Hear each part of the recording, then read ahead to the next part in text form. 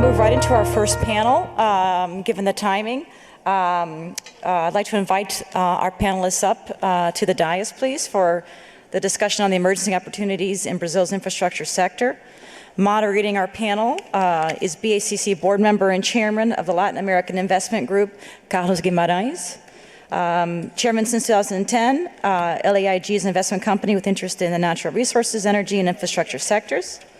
Mr. Guimarães has a distinguished career serving as chairman and founder of Investur Brasil, vice president and head of the private sector activities at the IDB, head of Latin American investment for Citigroup, and prior to that, head of Latin American investment banking for Lehman Brothers. Good morning to all of you. Thank you, Gabriele. As Gabriele mentioned, I'm Carlos Guimarães, and I'm delighted to be the moderator of our next panel on infrastructure and concessions. Evolving Brazil's infrastructure has been a very high priority for the government, and numerous attempts have been made over the past years to improve the regulatory framework, improve financing conditions, and preparation of projects. However, the results have really not been in line with expectations, and resolving these challenges is essential to assist Brazil in resuming economic growth on a sustainable basis.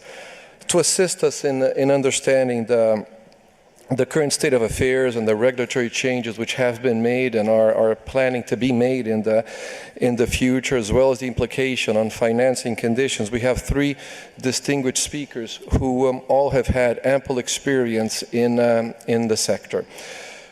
To start, Pablo Pereira dos Santos was a special advisor for infrastructure at the Inter-American Development Bank.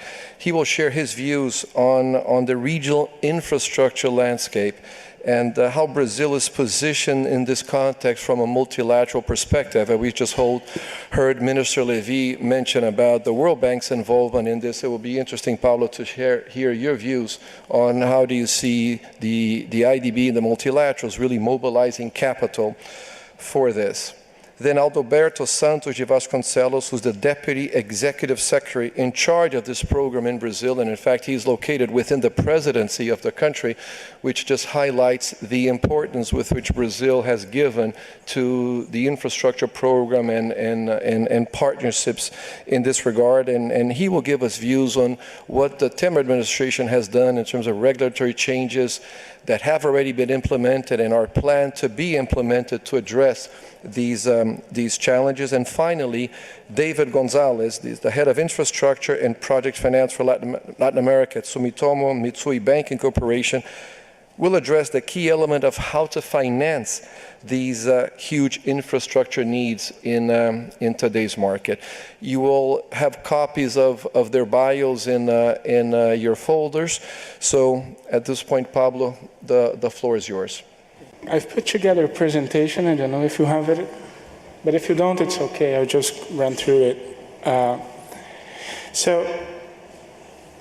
First of all, I'm very happy to be here to see old friends, people who we have worked together in different capacities. I was with the Brazilian government until 2015. I had the pleasure of working with Joaquim Levy. Cacá was here from Banco do Brasil, so we, as a government official, we had intense dialogue with the private sector. I came here to this very room about 3 years ago. And it's good to see that some things that we did in the past trying to crack this nut, which is how can we improve infrastructure in Brazil, especially by bringing in more private finance. They're still ongoing. And so therefore it's very nice to be here. We have the slides. Oh, that's great. Okay. So the point I'm going to make, I work for the IDB now. For those of you who don't know what the IDB is, we're sort of the World Bank, but for Latin America. We do more or less the same things, but we are regionally based. We lend for 26 countries in the region, in Latin America and the Caribbean.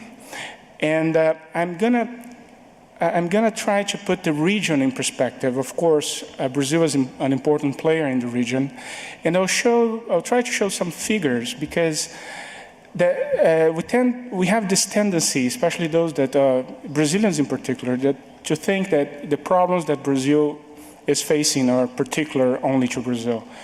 And what I will try to show is that while most of the challenges are common to many countries in the region, and no country really has done particularly good in infrastructure. And this is what the numbers show. A few have done better, but in general, we face the same challenges, not only in the region, but globally. We hosted this past Saturday, the Global Infrastructure Forum, and the key message is infrastructure is in the center of the agenda, but there are many, many challenges yet to overcome, especially in catalyzing more private finance to it. So this chart shows for 15 countries in the region, investment in infrastructure as a proportion of GDP. So at some point came up this magic number that in order to close the so-called infrastructure gap, you have to invest around 5% of your GDP in infrastructure. So only actually from 2008 and 2013, only actually 3 countries in the region have achieved 5% of investment in infrastructure as a proportion of its GDP. That was Nicaragua, Panama, and Honduras. Brazil did on average 3%, more or less the same amount as did Chile and Colombia. And what Brazil did better, so if you look at, and I'm talking about the blue bar, if you look at the orange bar, this is how much it was done by the private sector, and I'm talking here about delivery. I'm not talking about financing. I'll come back to this later. So Brazil does more than any country infrastructure with private participation in the region, and it's actually one of the leading countries in the world in delivering infrastructure through private participation, which is referred to 3Ps, PPPs. In our case, we refer to it as more of concessions. Why is that, right? There is, of course, we fell short of improving our infrastructure. We fell short, I mean, when I say we, Brazil, but the region as a whole. We see countries that did much worse, Mexico, Argentina, from these figures. And this is a database that was put together by the IDB with CAF and ECLAC. ECLAC is a Latin American UN Economic Commission. But there is something there, right? Very few countries. And I would not expect that Nicaragua was actually the top performer in infrastructure, right, as a proportion of GDP. So what is happening there? So, and why does Brazil do well, along with Chile, when it comes to private participation infrastructure? Well, we do have a fairly good, Brazil does have a fairly good enabling environment as measured by this index that was put together by the IDB with the Economist Intelligence Unit, which we call Infrascope, which is now being expanded to all regions in the world. This was a pilot knowledge product developed by the IDB that is now being done and along with other MDBs and other development banks throughout the world. So Brazil actually has the second best enabling environment for PPPs in the region. And the thing is, the fact that Brazil and Chile and other countries have done a good job in attracting the private sector, this didn't translate into a higher total infrastructure investment. And again, I'll keep repeating this because there is a lot of good people, and as Joaquin showed in his presentation, that is actually trying to understand why we have been unable to lever up private financing to an infrastructure. And this is a sectorial breakdown. Why do I have this here? Because one of the things that we noticed is that because of the long-term nature of infrastructure, there are 2 key things when it comes to financing it. The first thing is funding. So who is going to pay for this infrastructure for 30 years? And if you say, no, the users are going to pay, then the first thing you're going to ask, well, what if a new president comes in, or new government, or new governor? And this happens not only in Brazil, it happens everywhere. I've heard stories about some developed countries that we are very well acquainted with, that, the guy comes to power and he simply say, I don't agree with this toll. And those who are financing it are like, oh my God, what is going to happen to my debt, right? So funding in its long-term stability is key. And what is behind the stability? It's what we call the institutional regulatory framework. It's what we call political risk. So, and when you look at these sectors, which one has the highest participation of the private sector in Latin America? It's precisely communications. We all remember the reforms and privatizations of the 90s, right? I know that in some countries it's better than others, but my understanding is that funding somehow was solved and technology came along that helped, create long-term financial structures, and then then the financing came in. In some countries, this has happened in energy as well. PPAs, power purchase agreements that provide some long-term funding stability, and then the financing comes in, and of course the delivery, it's secondary, because if you have a state-owned company delivering infrastructure, but which is being financed privately, this state-owned company will tend to behave as if it were a private company. And I don't want to get into this discussion which is better, but it's essential that the private sector brings in some discipline to the sector, and this is what happens when you finance it through the private sector. And transportation, of course, main challenges are in the cities. So affordability is a key issue. Think about the metro, It's too expensive to build the metro, and really the case that we make to having public transportation system is an economic one, not a financial one. Somebody will have to pay for the very high capital costs. And if you put the burden all on users, in no time you'll have political problems, and then all your financial structure, becomes threatened. And lastly, this is the key messages, I've referred to. So, and this is common, again, this is common to many countries in Latin America. So infrastructure investment fell short of needs. This was my first chart. And it's not only infrastructure. In Latin America, investment in general is low. Why? Because for many, many reasons, we can write a PhD thesis about it. We are low savings, low investment economies. So, and what is behind? And again, this will ring a bell. It's not only about Brazil again, it's about many countries. Behind low savings are our pensions system structures that don't incentivize long-term savings. So, and infrastructure is essentially local. I know many of you ask for, hard currency financing, but again, if my stream of revenues is in local currency, I would prefer to finance it locally, obviously, right?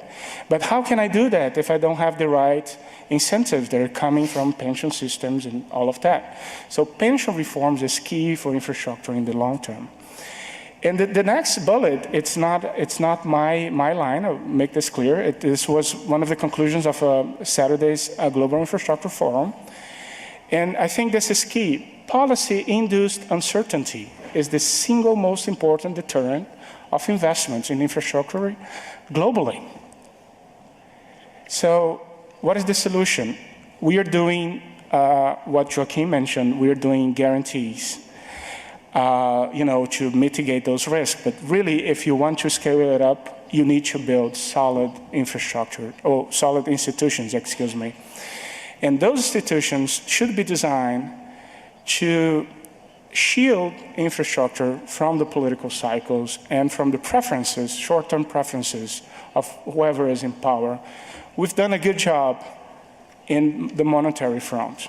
Many of you remember the 80s, right? When the central banks were just, I don't know what they were, but, it was very chaotic at the time.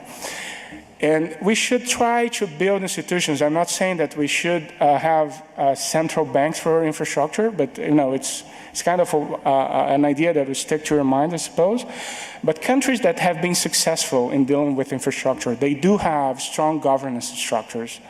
So the long-term goals are mandated by the parliament, and they have the mandate to execute infrastructure for the benefit of society.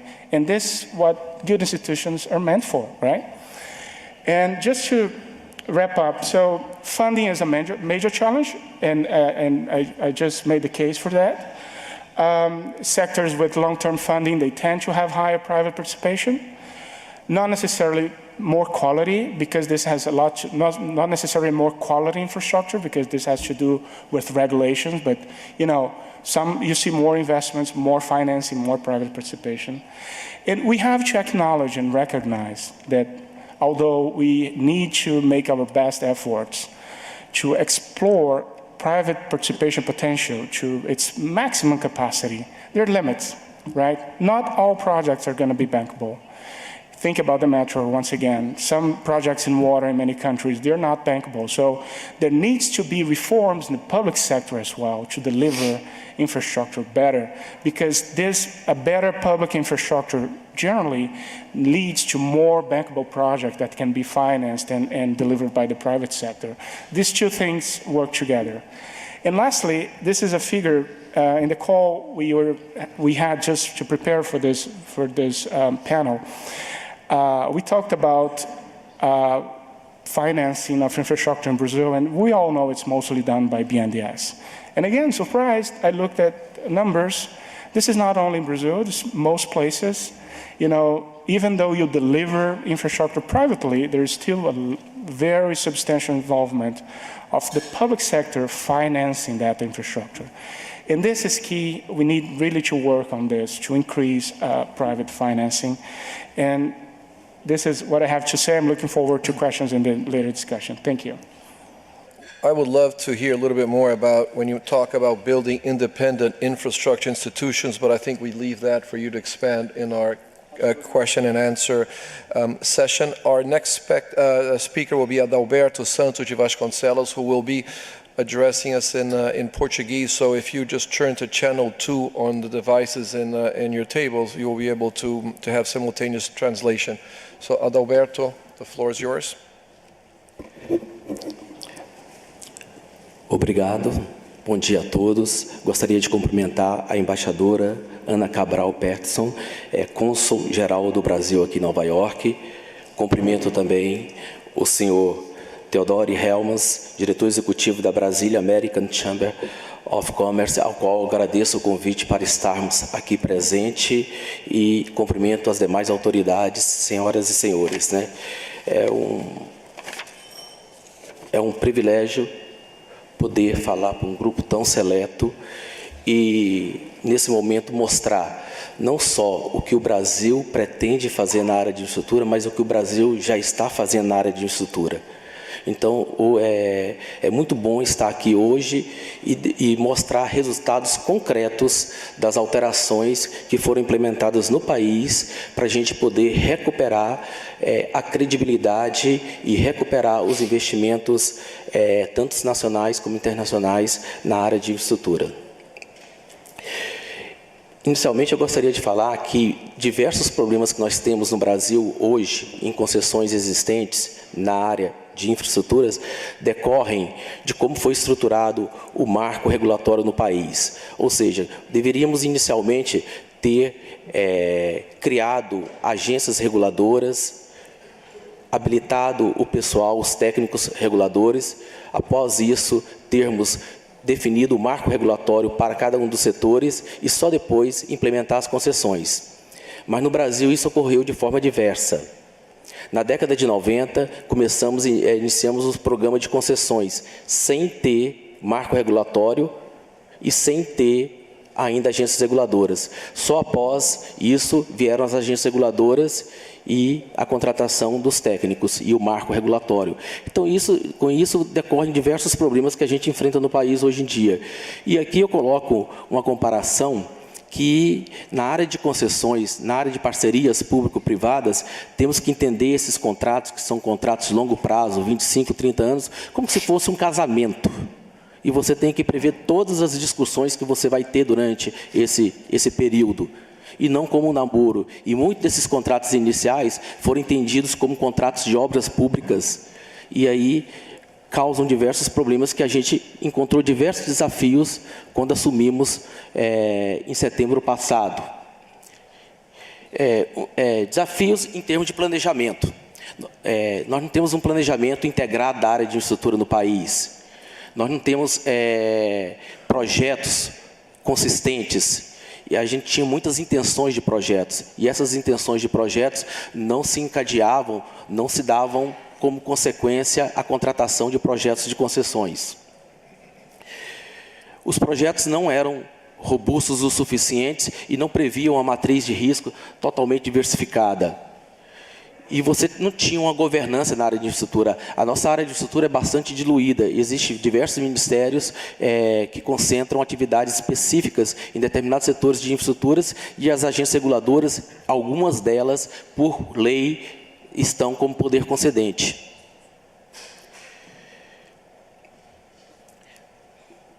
A questão as questões do risco, da distribuição de risco nas construções dos contratos de concessão. São outros problemas que a gente teve que enfrentar aí, como um grande desafio. Os contratos, eles tinham foco em contratos de obras e não tinham focos no contrato de você manter a sustentabilidade da concessão durante a sua execução. E também a questão de atração de investimentos estrangeiros.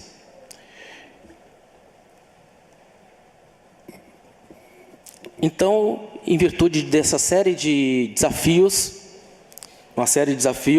o presidente Michel Temer, no seu primeiro ato, criou o Conselho do PPI e a Secretaria do PPI. E o que é esse Conselho do PPI e essa Secretaria do PPI? Para enfrentar esses desafios, para você poder dar estabilidade e poder alavancar e dar confiabilidade ao mercado para se investir no país, criou-se um grupo técnico. Todos os secretários são todos técnicos e de diversos órgãos que estavam fora do governo. No Conselho do PPI é um conselho diferente, onde participa o presidente da República, onde as matérias que são levadas são decididas com a presença do presidente. Então, é um conselho diferenciado de outros conselhos. Então, problemas ambientais que o Brasil sofria em termos de licenciamento ambiental, são todos resolvidos ali, são todos discutidos nesse momento. E para a Secretaria do PPI foi criado, como falei, um corpo técnico, onde se buscou você ter um profissionalismo e pegar servidores de carreira de outros órgãos do Estado que fossem conhecedores da área de infraestrutura. E eu vou citar o meu exemplo. Eu recebi diversos convites para poder sair. Eu sou servidor do Tribunal de Contas da União, a maior corte de contas do Brasil. E eu tenho 20 anos trabalhando nessa área de infraestrutura lá, fiscalizando e verificando como as coisas vinham sendo feitas de formas equivocadas no país.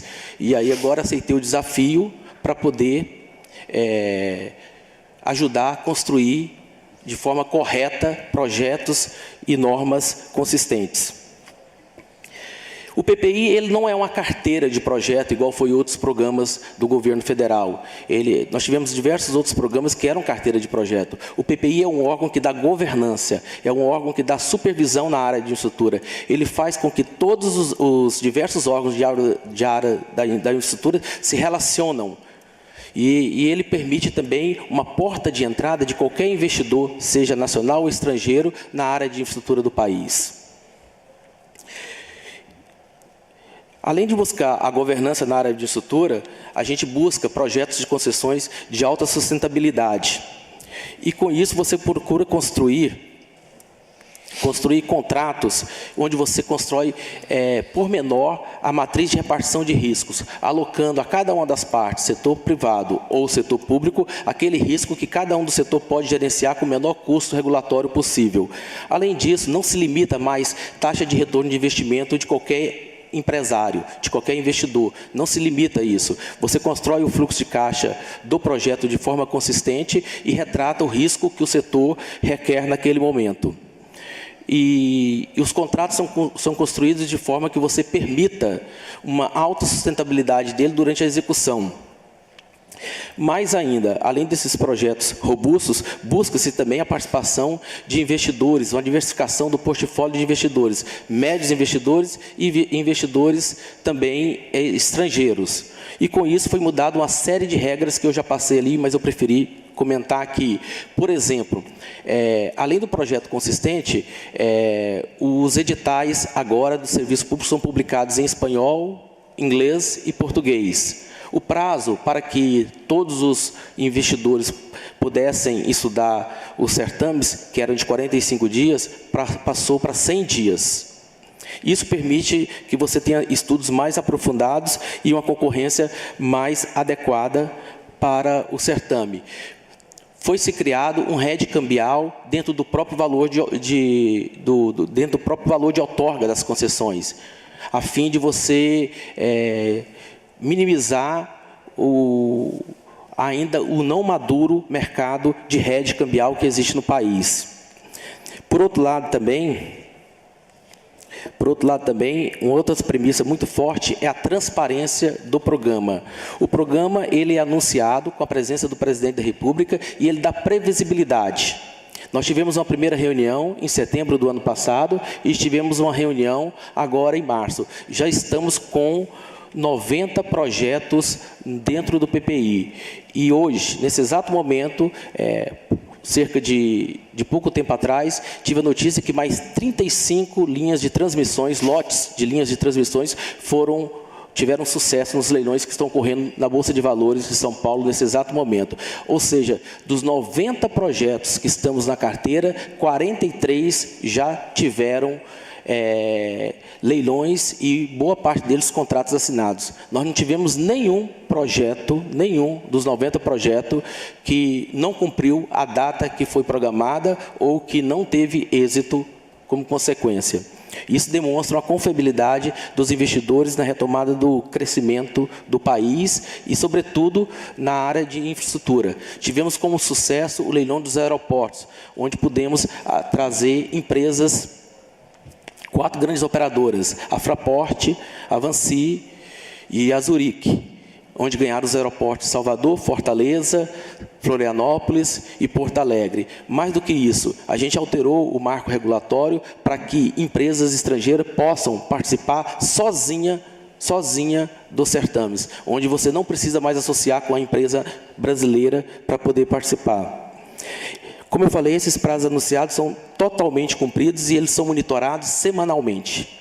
Eu tenho um cronograma onde tenho trabalhando comigo cerca de 50 técnicos de diversas áreas e eu cobro de todos os ministérios, de todas as agências reguladoras, um cumprimento semanal de todos os prazos. Em cada projeto eu coloquei um responsável, um gerente do projeto, onde presta as contas. O processo é acompanhado de forma concomitante pelo Tribunal de Contas da União, que todos os projetos de infraestrutura têm que passar por lá.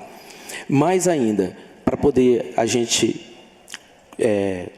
avançar sobre isso, estamos assinando agora, nos próximos dias, um pacto no Brasil pela infraestrutura, onde está assinando os 2 presidentes das casas do Senado Federal e da Câmara dos Deputados, o presidente da República e o presidente do Tribunal de Contas da União, para a gente poder ter um fórum,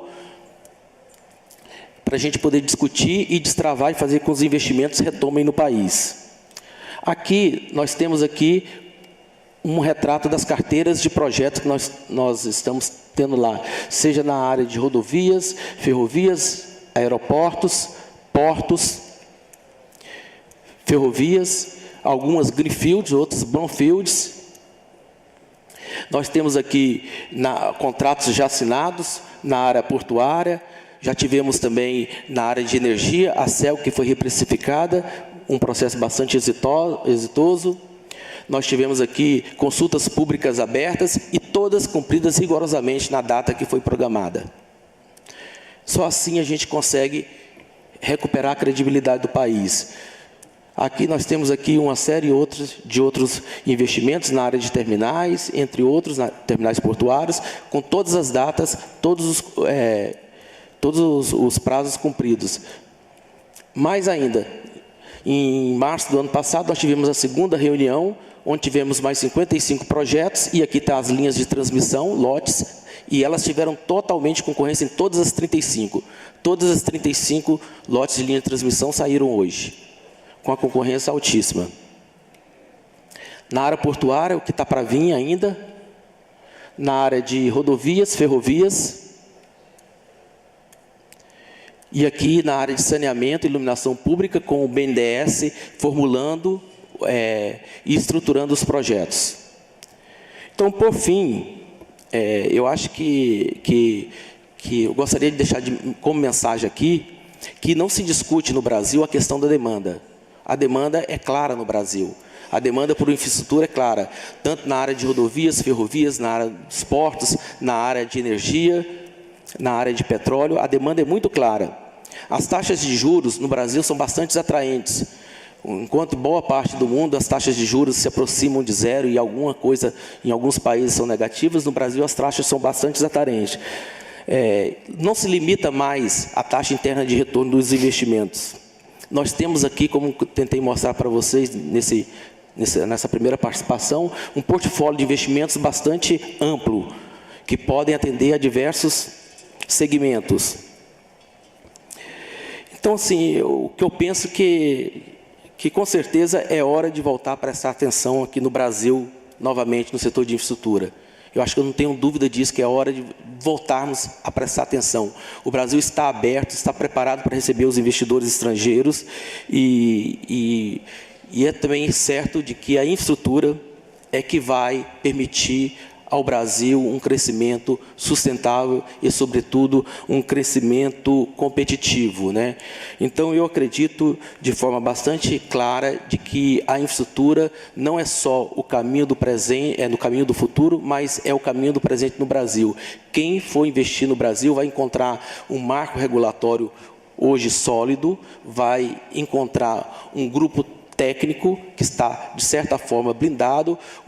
Hoje você tem um apoio de todos os segmentos, seja na área do Congresso Nacional, seja na área do Executivo, seja na área dos tribunais de contas, da parte jurídica, para apoiar o crescimento no crescimento do número de parcerias público-privadas, que o Brasil precisa tanto, tendo em vista que nós não temos orçamento para poder realizar os investimentos que o país tanto necessita. Obrigado.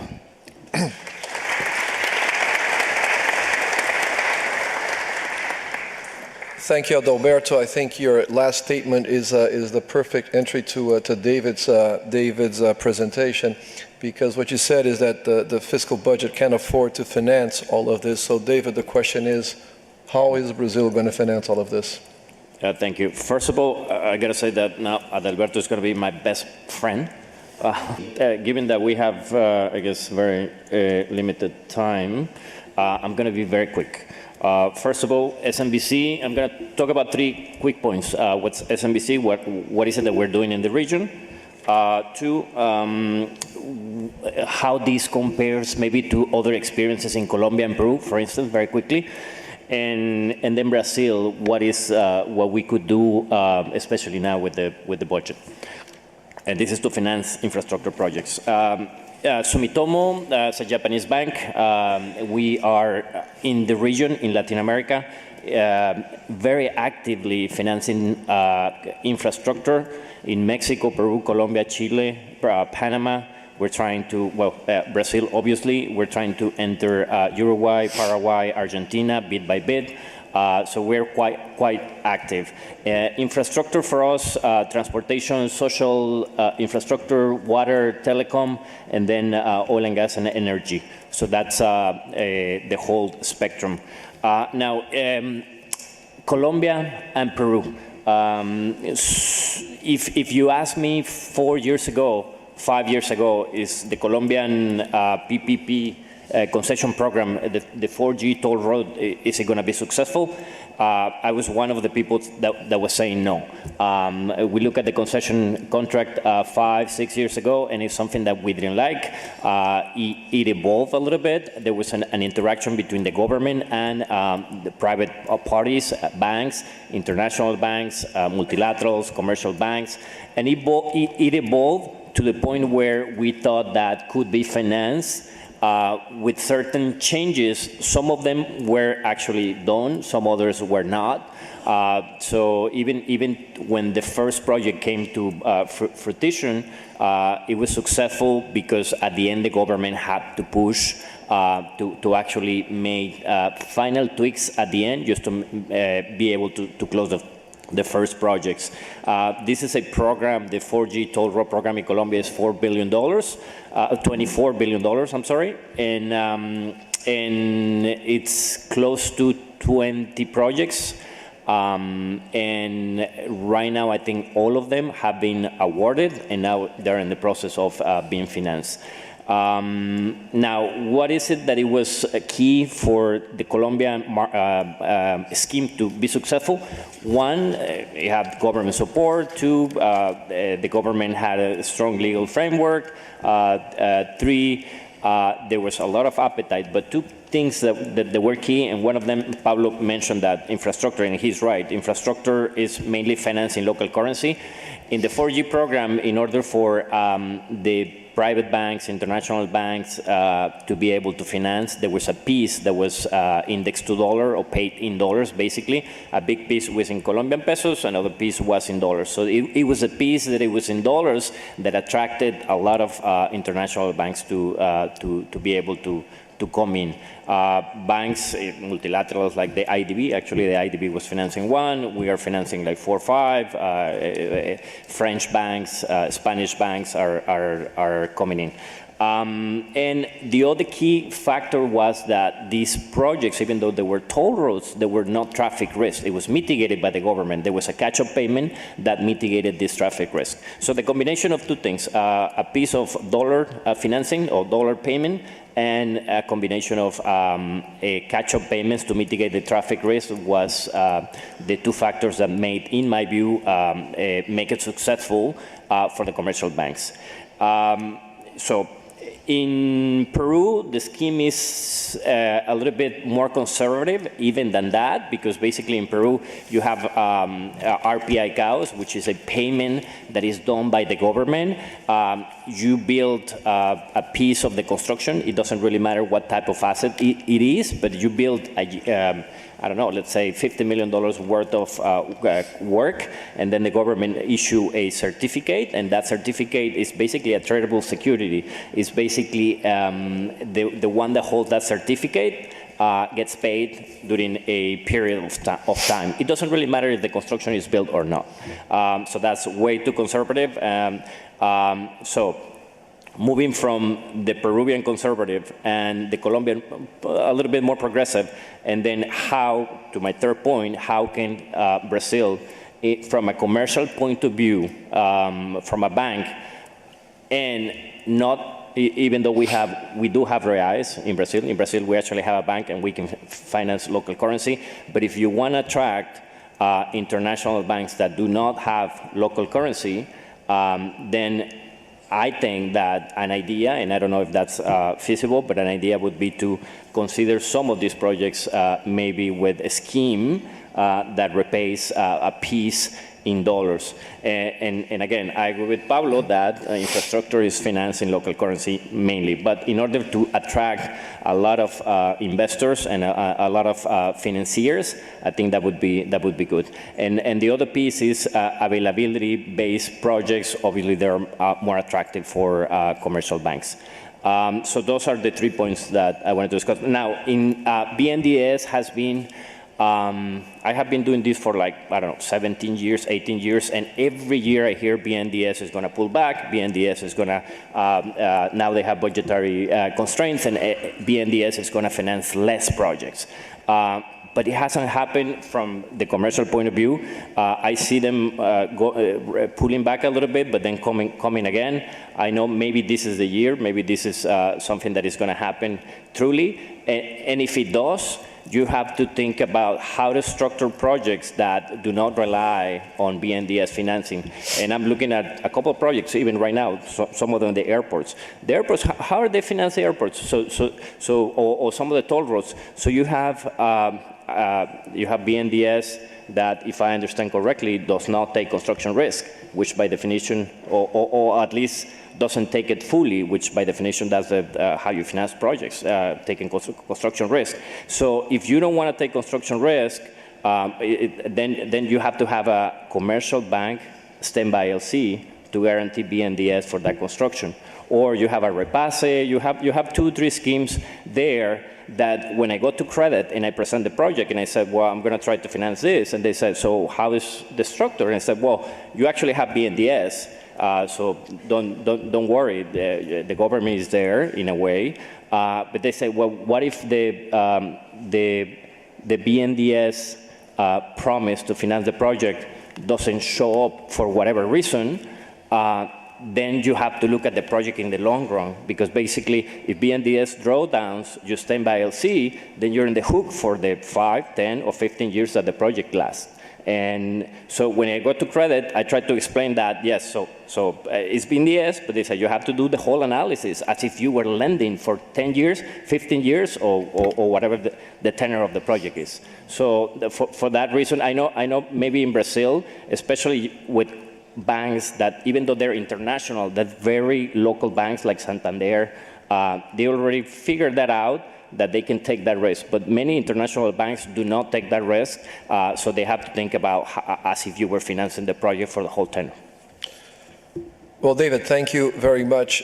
Because we are a little bit short of time, we're not going to have the questions and answer sessions at this point, but all 3 speakers will be with us throughout the morning, so I'm sure they will be available to talk to you individually and answer any questions that you may have. So thank you very much to all of you for these very enlightening presentations.